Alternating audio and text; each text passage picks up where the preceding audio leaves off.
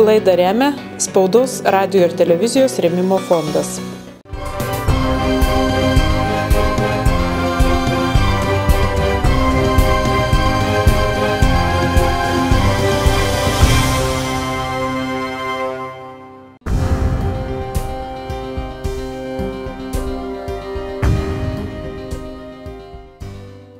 Viena didžiausių šalies kultūros bendruomenių, Lietuvos kultūros centrų asociacija, savo gretose vienijanti 139 kultūros centrus ir jų filialus, atstovaujanti daugiau nei 4000 darbuotojų bei daugiau nei 70 000 kultūros savanorių, švenčia savo veiklos 10-metį.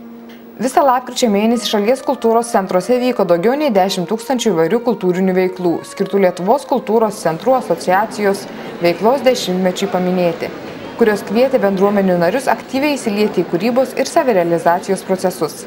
Lapkričio 28 dieną nuo pat ryto Vilniaus rotušėje į renginius skirtus reikšmingam Lietuvos kultūros centrų asociacijos jubiliejui paminėti rinkosi daugybė įtakingų mūsų šalies kultūros ir politikos atstovų. Čia vyko Lietuvos kultūros centrų asociacijos konferencija Kultūros centrų strategija 2012–2032. Renginio pradžioje įžanginį žodį tarė asociacijos prezidentas Romas Matulis, kuris pasveikino visą kultūros bendruomenę ir pasidžiaugė, kad į jubiliejinius renginius atvyko tiek daug kultūrai nusipelniusių žmonių. Šiandien labai graži proga svariai dar kartą pakalbėti apie labai svarbią instituciją, kuri yra šalia žmogaus ir kuri, kaip savaime suprantama, įaugusi į mūsų gyvenimą ir kartais būna tiesiog nepastebima. Tai, kas yra savaime suprantama, tiesiog dažnai pamirštama. Taigi šiandien čia Vilniaus širdyje, rotušėje, tikiuosi konferencijos metu ir kitų renginių metu dar kartą svariai įvardinsime kultūros centrų misiją ir pabandysime pamodeliuoti artimiausią jos ateitį. Konferencijos dalyvius sveikino Lietuvos Respublikos Seimo narys Jurgis Razma.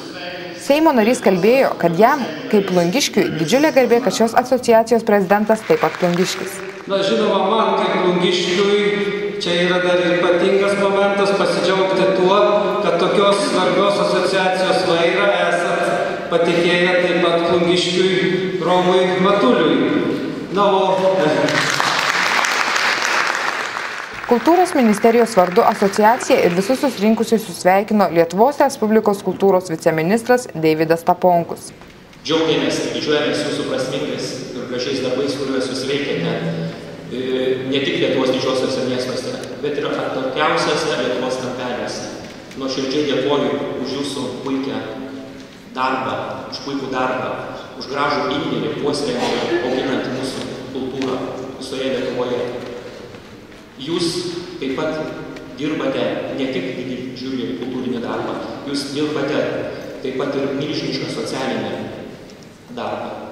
Dėkoju nuoširdžiai jums. Kultūros viceministras už Lietuvos kultūrą įžiebtas idėjas ir iniciatyvas, inspiruojančias bendruomenę pozityviai veiklai, asmeninę poziciją ir atsakomybę, kuriant kultūrinę ir dvasinę aplinką, įteikė garbės ženklą Neš savo šviesą ir tikėk Lietuvos kultūros centrų asociacijos prezidentui, Plungės kultūros centrų direktoriui Romui Matuliui. Ir norėčiau perskaityti kultūros ministro Lankūno įsakymą. Skiriu Lietuvos Respublikos kultūros ministerijos garbės ženklą Nešk savo šviesą ir tikėk kultūros veikėjui Romui Matuliui už Lietuvos kultūrą įžiebtas idėjas ir iniciatyvas.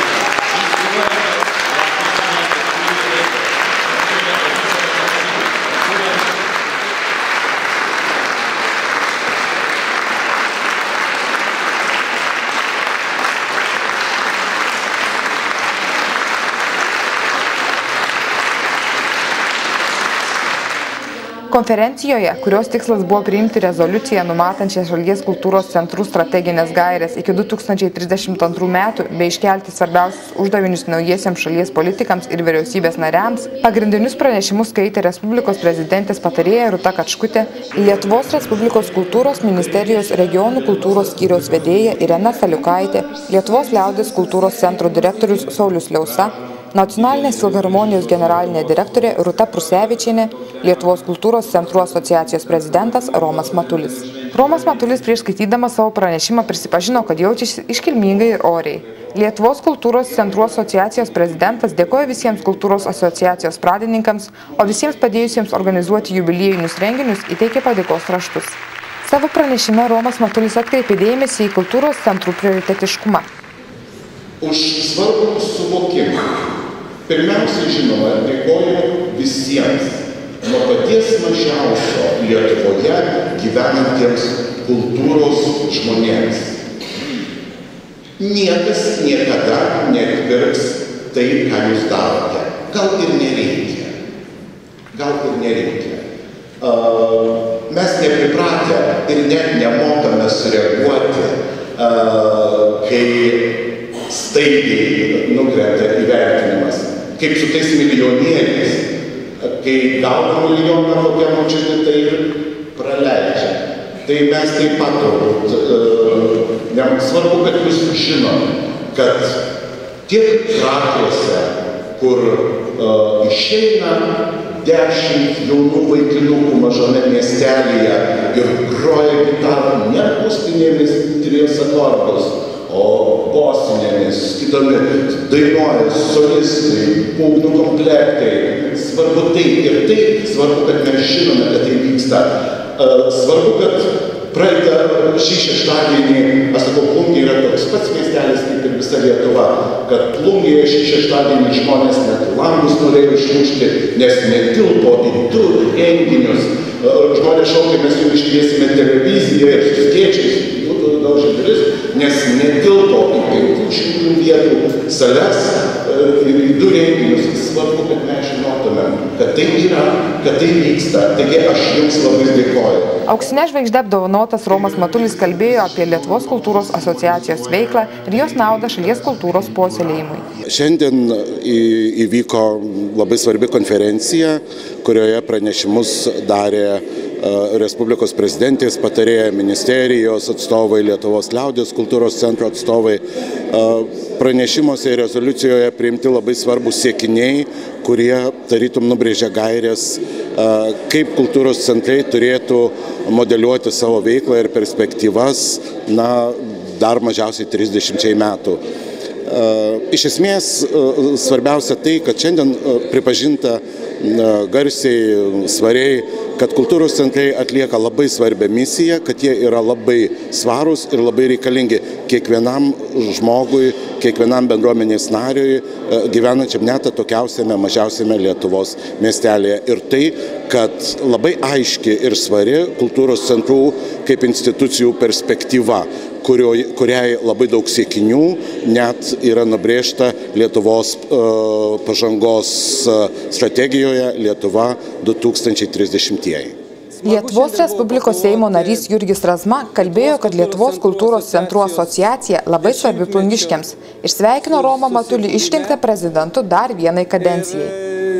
Neatsitiktinai plungiškiam ta asociacija yra labai svarbi, nes jau ne pirmą kartą jos vadovų išrenkamas puikus kultūros vadybininkas plungiškis Romas Matulis. Galima pasidžiaugti ir pasveikinti jį šiandien išrinkus dar vienai kadencijai. Lyginant su tais įvairiais rinkimais, kuriuos žmonės mato politinėje erdvėje, kai taip sunkiai surandamas kultūros ministras, tai galima pažymėti, kad štai kultūros centrų vadovai tą klausimą išsprendė greitai, energingai ir, manau, teisingai. Tai, manau, plungiškiams turint tokios asociacijos prezidentą ir didelė garbė, ir kartu atsakomybė, aš manau, kad visi, kuo galėsim, padėsim jam tame vadovavimo kelyje, o kultūros centrų žmonės, visi kultūros darbuotojai išties yra labai svarbi bendruomenė, užpildanti gyventojams tą visą laisvalaikio erdvę, užtikrinanti tą sąlytį su kultūra. Mažeikių rajono Tirkšlių kultūros centro direktorius Remigijus Kudla, išklausęs Romo Matulio pranešimą, taip pat pakalbėjo apie mažųjų kultūros centrų svarbą. Kas link asociacijos, iš tikrųjų žmonės įdeda labai didžiulį indėlį, kad ne tik didiesiems kultūros centrams būtų kažkokia nauda, bet ir mūsų mažiesiems kultūros centrams.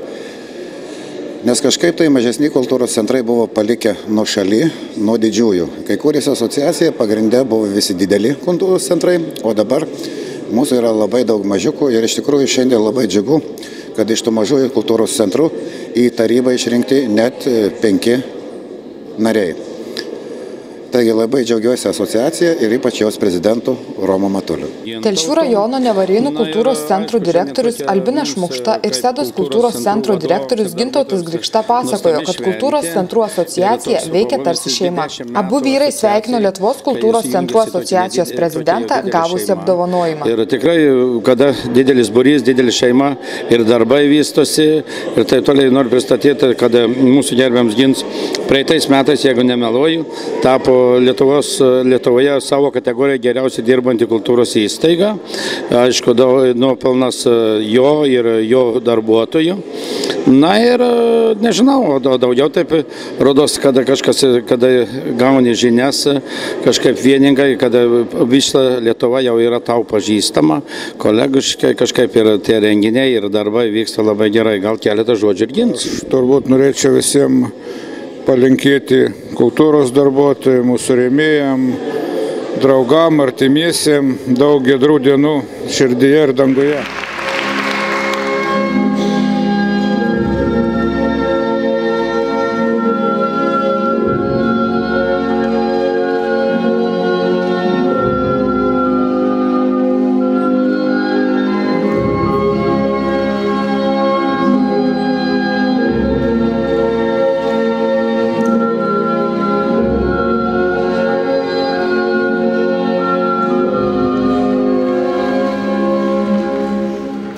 Po konferencijos įvyko iškilminga Lietuvos kultūros centrų asociacijos apdovanojimų Auksinis Feniksas įteikimų ceremonija.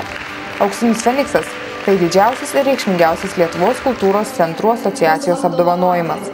Pirmą kartą Lietuvoje buvo įteiktos 5 nominacijos geriausiam metų kultūros rėmėjui, politikui, kultūros centro partneriui, kultūros ir meno kūrėjui bei kultūros centro vadovui. Nominacijoms gauti buvo pasiūlyti 43 pretendentai. Geriausiu metų kultūros vadove paskelbta Anykščių kultūros centro direktorė Daiva Petrokaitė. Geriausiu metų kultūros ir meno kūrėjų apdovanojimas įteiktas Kalvarijos mėgėjų teatro Titnagas vadovui Kęstučiui Krasnickui. Nominacijos geriausias metų kultūros partneris laureatu tapo Aukštaitijos siaurojo geležinkelio direktorius Gintaras Kerbedis. Metų kultūros politikų išrinktas Tauragės rajono savivaldybės meras Pranas Petrošius. Nominacijoje metų kultūros rėmėjas apdovanotas uždarosios akcinės bendrovės Plungės Lagūna valdybos pirmininkas Almutis Bieliauskas. Metų kultūros rėmėjas. Uždaroji akcinė bendrovė Plungės Lagūna.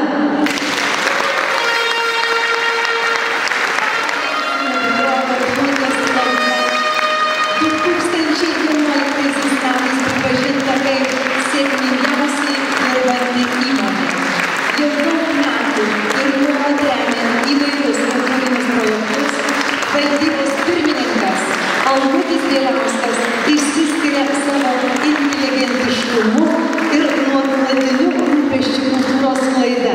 Tai žmogus, kuris skiria paramą ne tik prašomas, bet ir pats dažnai ją pasiūlo. Keli kultūros meno darbuotojai. Tikrai aš neturėčiau teisės ilgai kalbėti. Net tikiu, kad gražiau negalėčiau kalbėti kaip jūs. Tikrai noriu padėkoti, kad visi prisideda prie tokio švento dalyko kultūros puoselėjimo. Ačiū visiems už šitą. Lietuvos kultūros centrų asociacijos jubiliejinius renginius Vilniaus rotušėje vainikavo šventinis koncertas.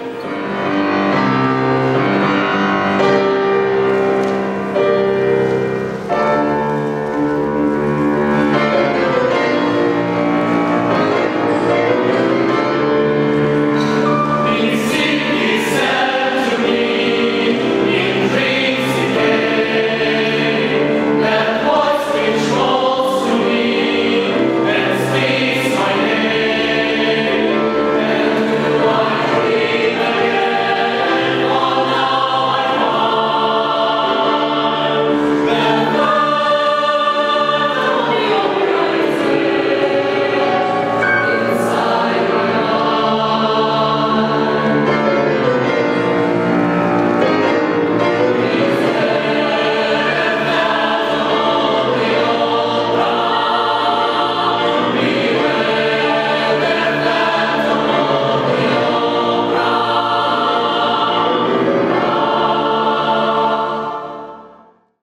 laidą remia Spaudos, radijo ir televizijos rėmimo fondas.